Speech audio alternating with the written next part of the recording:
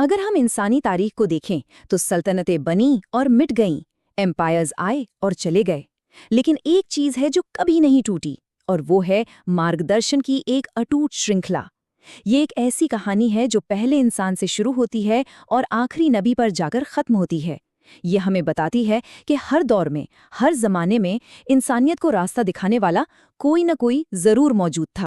12,24,000। जी हाँ, रिवायत के मुताबिक इंसानियत की रहनुमाई के लिए इतने ज्यादा पैगंबर भेजे गए। जरा सोचिए, इसका मतलब है कि हर दौर में हर कौम के लिए कोई न कोई रास्ता दिखाने वाला तो जरूर भेजा गया। तो फिर एक सवाल तो बनता है ना, कि अगर इतने सारे पैगंबर आए तो कुरान में सिर्फ 25 का ही नाम क्यों लिया गया है? आखिर इन चुने हुए लोगों की कहानियों में ऐसा क्या खास है? चलिए आज इसी राज को जानने की कोशिश करते हैं। तो हमारा ये सफर कुछ इस तरह आगे बढ़ेगा। हम शुरुआत करेंगे पहले इंसान और पहले नबी से, फिर देखेंगे आग और सैलाब की चेतावनियां, जानेंगे खुदा के दोस्त की कहानी, गुलामी से आज़ादी के सफ़र को समझेंगे, और फिर बादशाहों, चमत्कारों और मसीहाओं से होते हुए पहुंचेंगे आखिरी पैगंबर तक। तो चलिए शुरू करते हैं। पहला इंसान, पहला नबी। हमारी कहानी ठीक वहीं से शुरू होती है जहां से खुद इंसानियत की शुरुआत हुई, यानी आदम अलैहिस्सलाम के मिशन से। हज़रत आदम का सफ़र वो जन्नत से शुरू हुआ, लेकिन फिर इब्लीस के धोखे की वजह से उनसे एक भूल हो गई। इसके बाद उन्होंने जो किया वो थी तारीख की पहली तौबा, और उनकी तौबा कबूल भी हुई। लेकिन अब उनका मिशन ज़मीन पर शुरू होना था, और यहीं से आप कह सकते हैं फ्री विल, बहकावे, माफ़ी और डिवाइन गाइडेंस की बुनियाद पड़ी। आदम के बाद वक्त गुजरता गया और इंसानियत धीरे धीरे रास्ते से भटकने लगी, और फिर पैगंबरों का एक नया दौर शुरू हुआ। इस बार ये वो मैसेंजर्स थे जिन्हें साफ साफ चेतावनियों के साथ भेजा गया था, खास तौर पर उन लोगों के लिए जो एरोगेंट हो गए थे। यहाँ एक बहुत ही दिलचस्प बात सामने आती है। क्या कभी सोचा है कि दुनिया में बुत परस्ती यानी आइडोलिट्री की शुरुआत नफरत से नहीं बल्कि मोहब्बत से हुई थी? जी हाँ, शैतान ने लोगों को बहकाया कि वो अपने नेक और गुजरे हुए बुजुर्गों की याद में उनके स्टैच्यूज बना ले, बस याद के लिए। लेकिन फिर वक्त गुजरा, पीढ़ियां बदलीं, और अगली नस्लों ने उस याद को भुलाकर उन्हीं स्टैच्यूज की पूजा शुरू कर दी। और यहाँ हमें एक पैटर्न साफ नजर आता है। जब हजरत नूह की कौम ने बुत परस्ती की तो नतीजा क्या हुआ? एक भयानक सैलाब। हूद की कौम को अपनी ताकत पर बहुत गुरूर था, तो उन्हें 7 रात और 8 दिन तक चलने वाली एक तूफानी हवा ने तबाह कर दिया। और सालेह की कौम, उन्होंने अल्लाह की निशानी, उस ऊँटनी को मार डाला, तो एक खौफनाक ब्लास्ट, एक साउंड वेव ने उन्हें ख़त्म कर दिया।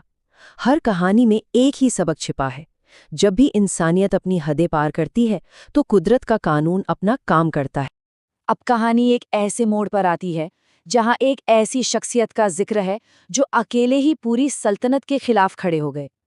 एक ऐसे नबी जो आगे चलकर आने वाले बेशुमार पैगंबरों के जद्दे अमजद यानी फॉरफादर बने। हम बात कर रहे हैं खुदा के दोस्त की। हज़रत इब्राहिम का ईमान कई बड़ी बड़ी आजमाइशों से गुजरा।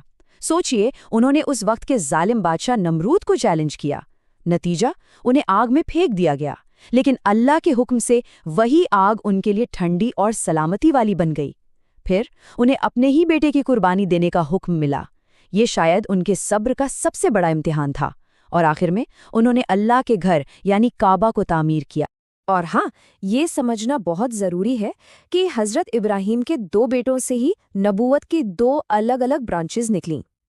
उनके बेटे हज़रत इस्माइल की नस्ल से आए आखिरी नबी मोहम्मद सल्लल्लाहु अलैहि वसल्लम, और उनके दूसरे बेटे हज़रत इसहाक की नस्ल से बनी इस्राइल के तमाम नबी आए।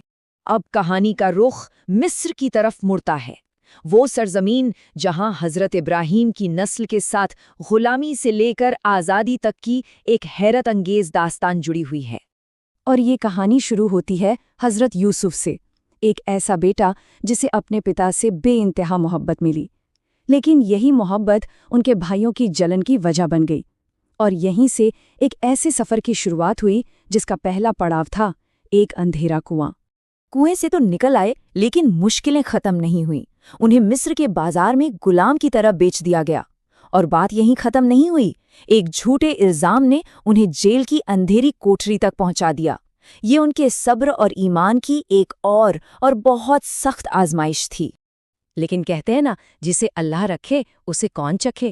خوابوں کا مطلب بتانے کی جو خاصیت اللہ نے انہیں دی تھی، اسی نے سب کچھ بدل دیا۔ وہ ایک قیدی سے سیدھے مصر کے سب سے اونچے عہدوں میں سے ایک پر پہنچ گئے۔ انہوں نے نہ صرف مصر کو ایک بڑے قحط سے بچایا، بلکہ آخر میں اپنے انہی بھائیوں کو معاف بھی کر دیا۔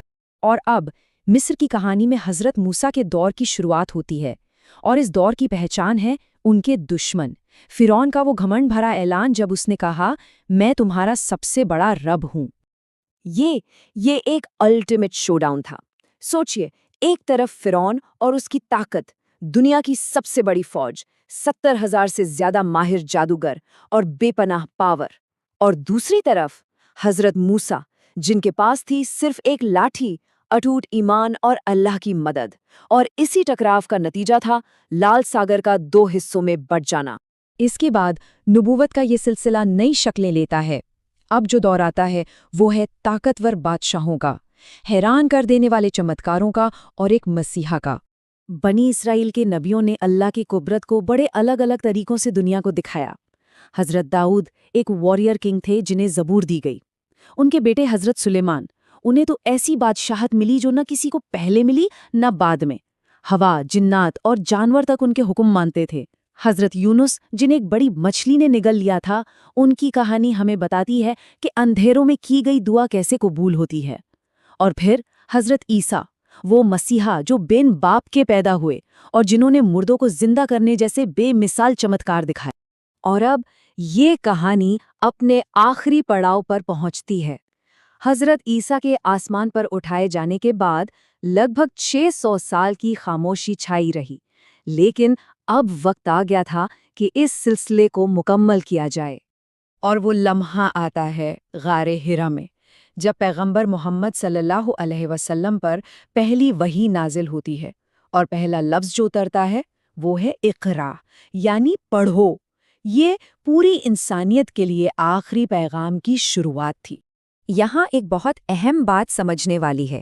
دیکھیے، پچھلے نبیوں کو جو چمتکار دیے گئے، جیسے حضرت موسیٰ کی لاٹھی یا حضرت عیسیٰ کا بیماروں کو ٹھیک کرنا، وہ ان کے وقت اور ان کی قوم کے لیے تھے۔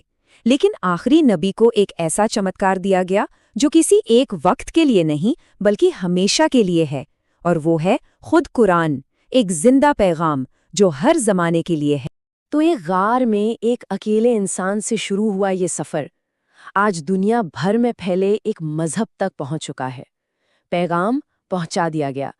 مکہ میں ظلم سہنے سے لے کر ایک گلوبل کمیونٹی کی بنیاد رکھنے تک کا یہ سفر اصل میں حضرت ابراہیم کی اس دعا کا پورا ہونا تھا۔ تو نبیوں کی یہ چین تو مکمل ہو گئی، لیکن سوال یہ ہے کہ وہ کون سا پیغام ہے جو ہمیشہ باقی رہتا ہے؟ یہ ایک ایسا سوال ہے جو ہمیں سوچنے پر مجبور کرتا ہے۔ اس ایک بنیادی سندیش کے بارے میں، ایک خدا پر یقین، انصاف اور ہمدردی، وہی سندیش جو ان تمام پیغمبروں کی کہانیوں کو ایک